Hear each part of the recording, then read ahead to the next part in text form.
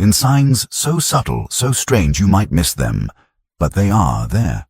Clues left by your unconscious, symbols, fragments, synchronicities, a silent invitation to walk a path that will demand everything from you and give back something no one else can, yourself.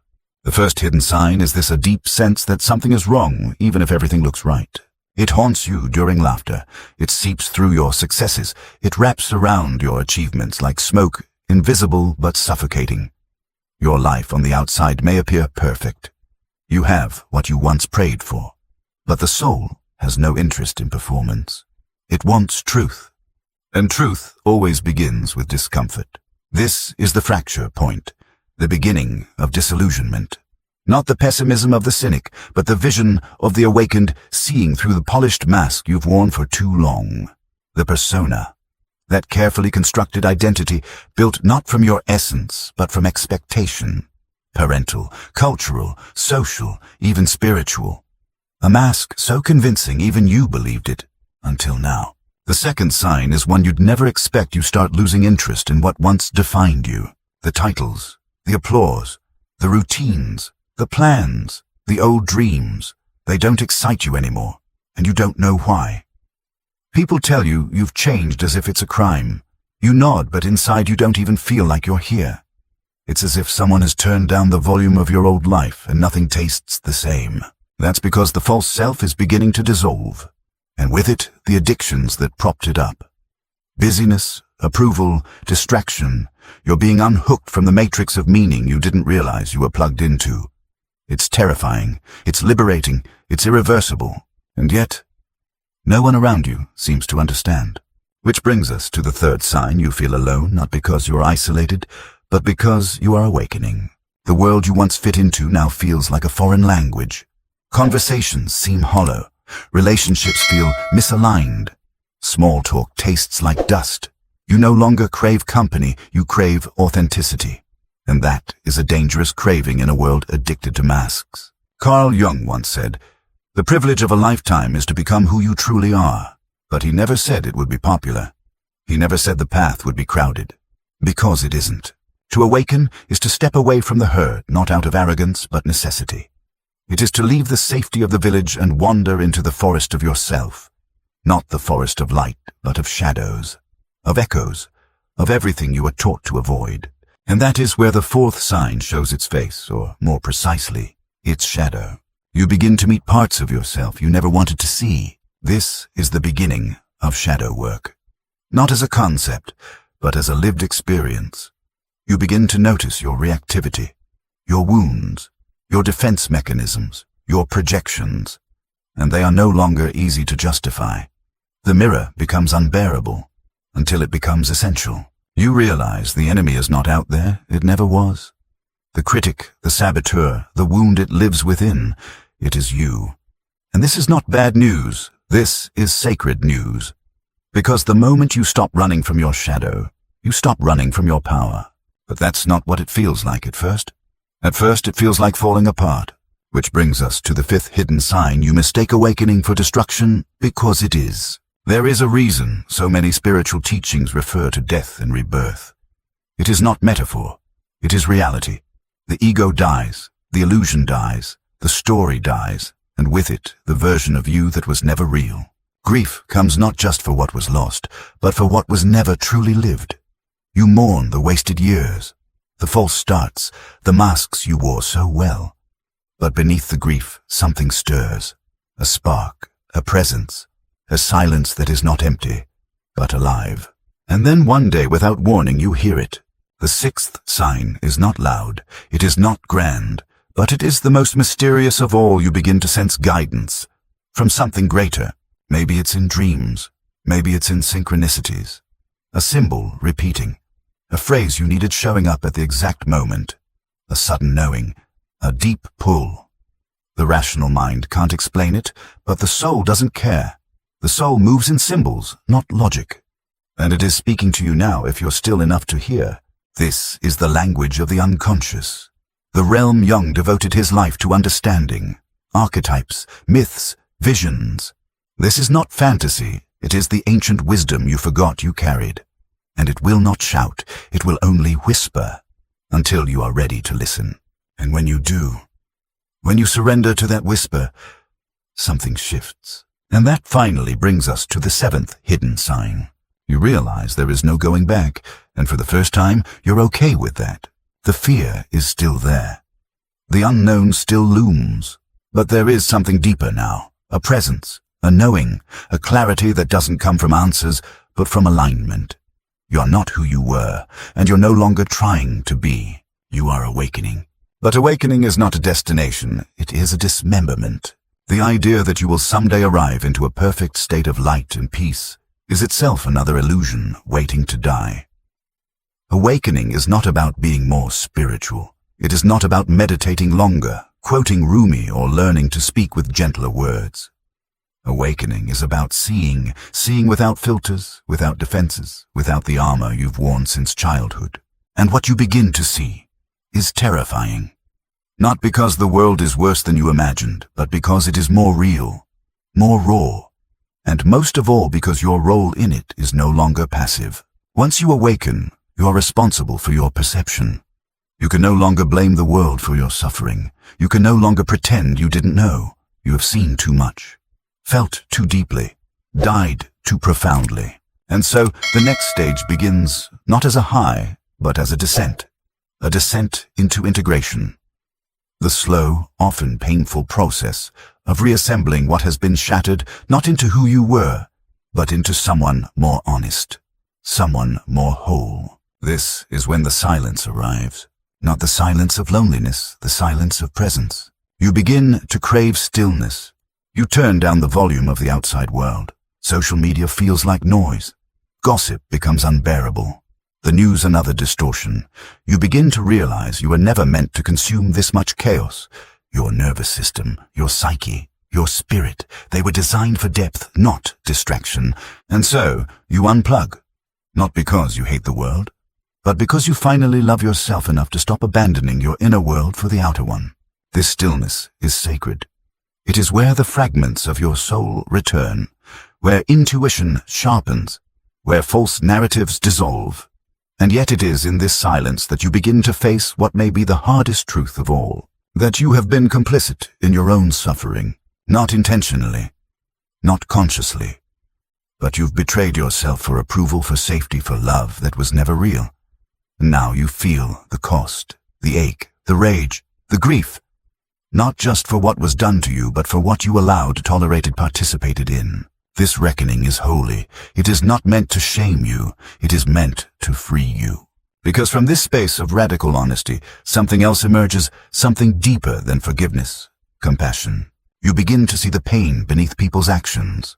You begin to recognize their projections, their shadows, their blindness, and you no longer take it personally. You stop trying to fix them. You stop trying to be understood. You stop explaining your evolution to those who have not earned your story. And instead, you return to yourself. This is individuation, the process Jung called the journey toward wholeness. Not perfection, wholeness. The integration of the conscious and unconscious, the uniting of opposites, the marriage of light and shadow, masculine and feminine, ego and soul. It is not a state of bliss. It is a state of truth. And truth, when lived fully, is not loud. It is humble. It is quiet. It does not need to convince. It simply is. In this stage of your awakening, the world begins to look different, not because it changed, but because you did. You begin to move slower, speak less, listen more. You become allergic to performance, to falseness, to anything not rooted in presence. You no longer seek to be seen, you seek to see. You no longer chase meaning, you become it. You no longer pray for peace, you embody it. And slowly, without forcing, without striving, you begin to live in rhythm with something ancient, something deeper than culture, deeper than personality, deeper than the mask you once mistook for your face. You begin to live from essence. But essence is not soft. Essence is fierce. It is uncompromising. It will tear away anything not aligned with your soul. It will dismantle relationships that are rooted in ego. It will end careers built on survival. It will remove you from rooms that require your silence. It will strip away every false identity you've clung to, until nothing is left but what is real. And what is real Not your name, not your job, not your reputation, not even your beliefs. What is real is presence. What is real is the part of you that watches, always watches from behind the noise of thought, the chaos of emotion, the illusion of personality. It has no name, no gender, no history. It simply is. And the more you live from that space, the more you understand why the old life had to fall apart. It wasn't punishment. It was preparation. The fire did not burn you, it revealed you. You are not awakening to escape the world. You are awakening to enter it, with your eyes open. But now that you see, you can no longer unsee. You no longer have the luxury of pretending.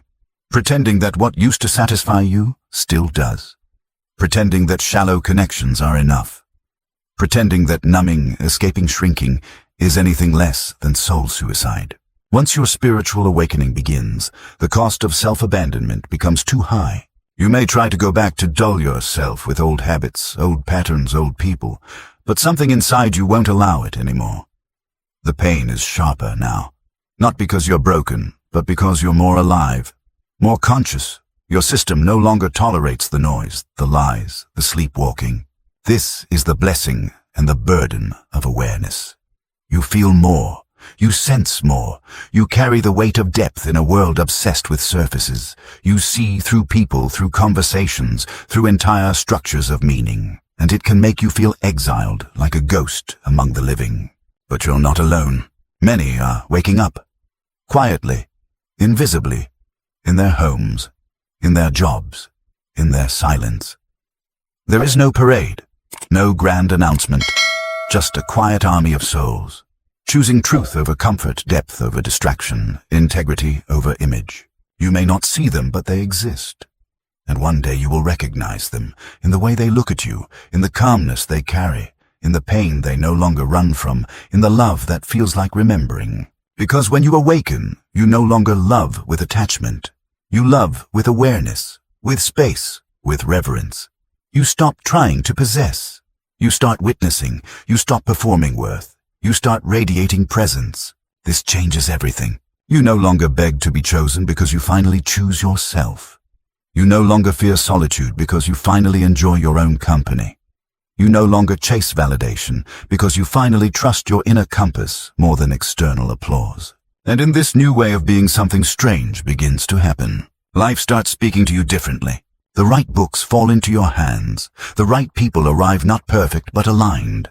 The obstacles you once feared reveal their hidden teachings. The patterns you repeated for years start to loosen their grip, not because of luck, not because of magic, but because your frequency has shifted. You are no longer living from programming. You are living from presence. And presence is power, not power over others, not dominance or manipulation, but sovereignty, self-possession. The ability to move from your center no matter what storms rage around you. The ability to feel deeply and still respond consciously. The ability to be fully here now without pretending to be anywhere else. This is what it means to be awakened. Not floating above life, but rooted within it. Not escaping suffering, but making meaning of it. Not avoiding the shadow, but integrating it, dancing with it, letting it teach you where your power was buried. This is how the self is born, not through perfection, but through participation. You stop trying to be the light. You start becoming the container for all of it. Light, shadow, joy, rage, beauty, grief, silence, song. You become the whole, not the ideal. And in doing so, you embody what the mystic spoke of, what Jung spent his life studying: the union of opposites. The reconciliation of the split within. The sacred marriage of soul and ego, instinct and spirit, masculine and feminine, chaos and order. You are no longer seeking the path. You are becoming it. And every wound you carry becomes a doorway. Every shame becomes a key. Every breakdown becomes an initiation. You stop cursing the fire, and you start understanding that you are the flame. No teacher can give this to you. No doctrine can manufacture it. No guru can substitute your inner voice, because awakening is not something you achieve. It is something you allow, something you remember, something that was always there waiting for you to be still enough, honest enough, brave enough to return to it. And when you do, you realize something else. This was never about escaping the world. This was about returning to it, awake, open, anchored in the self. You are not here to float in bliss. You are here to embody your truth in chaos. You are not here to be untouched by pain. You are here to be transformed by it. You are not here to find the easy way out. You are here to walk the honest way through. This is the spiritual path. This is the soul's journey. This is the quiet revolution happening behind the scenes of ordinary lives, not in temples or retreats, but in kitchens, commutes, heartbreaks, and sleepless nights. This is your awakening, and it has already begun. And now here you are, not at the end of the journey, but at the beginning of a new one. Not elevated, not enlightened, not floating in some untouchable bliss, but grounded, raw, real, alive in a way you've never been before, aware in a way that both burns and liberates. This is the paradox of awakening. It does not give you answers, it gives you clarity. It does not eliminate pain, it deepens your capacity to hold it. It does not make life easier, it makes it more meaningful. Every conversation becomes sacred. Every silence becomes a teacher. Every breakdown becomes a mirror. You begin to see nothing is wasted. Not the betrayal, not the confusion, not the tears on the floor in the middle of the night. Not the years you thought were lost. They were all part of it. Every fragment, every wound, every false identity, all leading you here, to this moment, where you are no longer chasing awakening because you've remembered it is already happening inside you. No book can define it. No ritual can complete it.